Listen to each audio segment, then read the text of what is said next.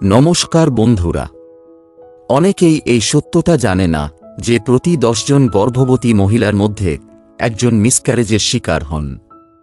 কিন্তু কেন এই মিসক্যারেজ হয়? এর পেছনে শুধুই ভাগ্যের হাত না, আরও অনেক কিছু কারণ আছে যা আমরা নিয়ন্ত্রণ করতে পারি। আজকের ভিডিওতে আমরা মিসক্যারেজের আসল কারণ, ঝুঁকি এবং প্রতিরোধের উপায় নিয়ে বিস্তারিত আলোচনা করব। তাই ভিডিওটি শেষ পর্যন্ত দেখুন, কারণ সচেতনতা আপনাকে এবং আপনার ভবিষ্যৎ শিশুকে রক্ষা করতে পারে। বিস্তারিত আলোচনার মধ্যে থাকছে মিসক্যারেজ কি, মিসক্যারেজ কেন হয়, কোন কোন কারণ মিসক্যারেজের ঝুঁকি বাড়ায়, মিসক্যারেজ প্রতিরোধের উপায়, চিকিৎসকের পরামর্শ কখন নিতে হবে। ভিডিও শুরু করার আগে আপনাদের কাছে অনুরোধ রইল, এই তথ্য যদি আপনাদের সাহায্যকারী মনে হয় তাহলে এই ভিডিওটি লাইক করে আপনার বন্ধুদের সাথে শেয়ার করুন এবং এরকম আরও উপকারী কন্টেন্টের জন্য সাবস্ক্রাইব করুন। চলুন তাহলে ভিডিওটি শুরু করা যাক। মিসক্যারেজ বা গর্ভপাত কি?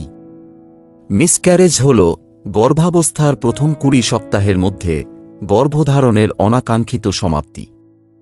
বেশিরভাগ ক্ষেত্রে এটি প্রথম 12 সপ্তাহের মধ্যেই ঘটে। গর্ভপাতের কারণ অনেক হতে পারে, তবে বেশিরভাগ ক্ষেত্রেই এটি প্রাকৃতিক এবং অনিয়ন্ত্রিত। মিসক্যারেজের সাধারণ কারণগুলো: 1. জেনেটিক বা ক্রোমোসোমাল সমস্যা, অর্থাৎ জেনেটিক অ্যাবনর্মালিটিস। বেশিরভাগ মিসক্যারেজ ভ্রূণের ক্রোমোসোমগত সমস্যার কারণে হয়। ডিম্বাণু ও শুক্রাণুর মিলনের সময় যদি ক্রোমোসোমে ত্রুটি থাকে তবে ভ্রূণ সঠিকভাবে বিকশিত হতে পারে না। এটি সাধারণত প্রথম ত্রৈমাসিকে, অর্থাৎ 1 থেকে 12 সপ্তাহে ঘটে। 2.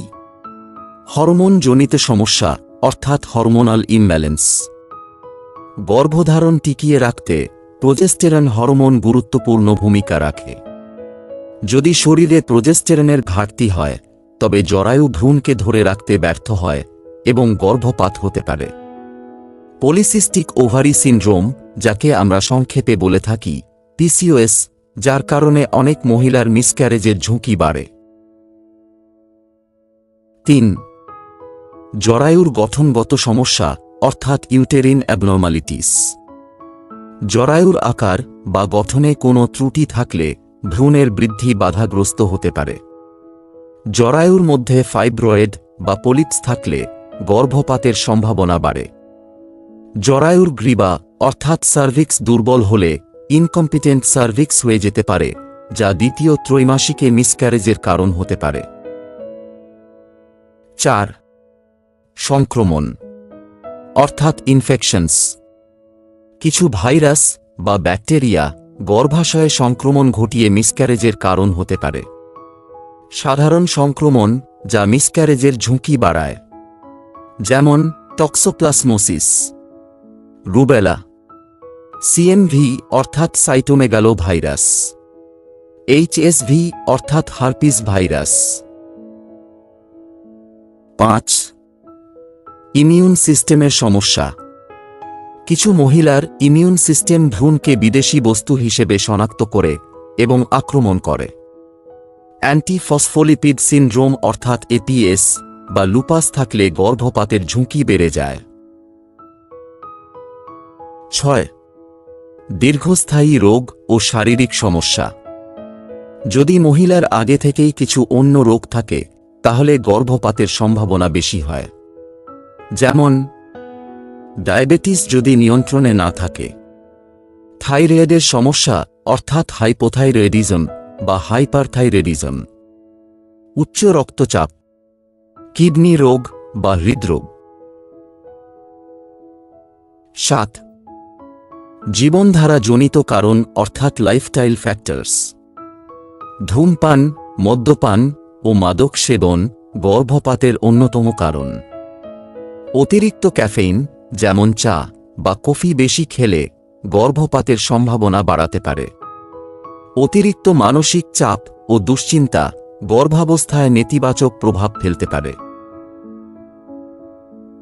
8. ট্রমা বা শারীরিক আঘাত অর্থাৎ ফিজিক্যাল ইনজুরি। যদি পেটে কোনো ধাক্কা লাগে বা দুর্ঘটনা ঘটে তাহলে মিসক্যারেজ হতে পারে। গর্ভাবস্থায় ভারী জিনিস তোলা বা অতিরিক্ত শারীরিক পরিশ্রম করলেও ঝুঁকি থাকে। 9. বয়সজনিত সমস্যা অর্থাৎ maternal age and reproductive health. 35 বছরের বেশি বয়সী মহিলাদের গর্ভপাতের ঝুঁকি বেশি থাকে। 40-এর পর এই ঝুঁকি 50% পর্যন্ত বেড়ে যায়। বয়স বাড়ার সাথে ডিম্বাণুর গুণগত মান কমে যায়, ফলে ক্রোমোসোমগত ত্রুটির সম্ভাবনা বাড়ে। মিসক্যারেজ প্রতিরোধের উপায়। গর্ভধারণের আগে ও পরে স্বাস্থ্যকর জীবনযাপন করুন। প্রতি মাসের মাসিক চক্র ঠিকমতো পর্যবেক্ষণ করুন। ডাক্তারের পরামর্শ অনুযায়ী প্রয়োজনীয় ভিটামিন ও ফোলিক অ্যাসিড গ্রহণ করুন। ধূমপান, মদ্যপান এবং মাদক সেবন এড়িয়ে চলুন। সঠিক খাদ্যাভ্যাস অনুসরণ করুন, পুষ্টিকর খাবার খান। অতিরিক্ত মানসিক চাপ ও উদ্বেগ এড়ানোর চেষ্টা করুন। প্রথম 3 মাস ভারী কাজ ও অতিরিক্ত পরিশ্রম করা থেকে বিরত থাকুন। যদি পূর্বে মিসক্যারেজ হয়ে থাকে তবে ডাক্তারের পরামর্শ অনুযায়ী প্রয়োজনীয় চিকিৎসা নিন। কখন চিকিৎসকের কাছে যাবেন? যদি গর্ভাবস্থায় নিচের কোনো লক্ষণ দেখা যায় তবে দ্রুত ডাক্তারের পরামর্শ নিন।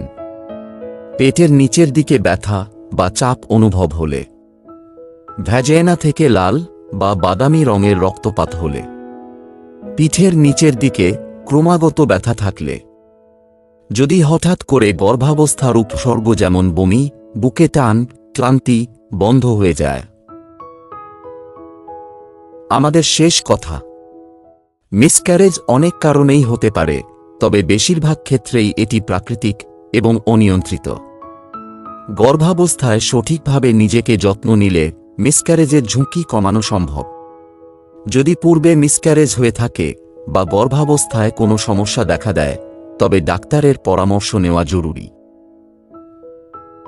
বন্ধুরা, আরও বিস্তারিত তথ্যের জন্য ভিডিওটিকে লাইক দিয়ে চ্যানেলটিকে সাবস্ক্রাইব করে পাশে থাকুন, আর তথ্যগুলি ভালো লেগে থাকলে সবার সাথে শেয়ার করুন।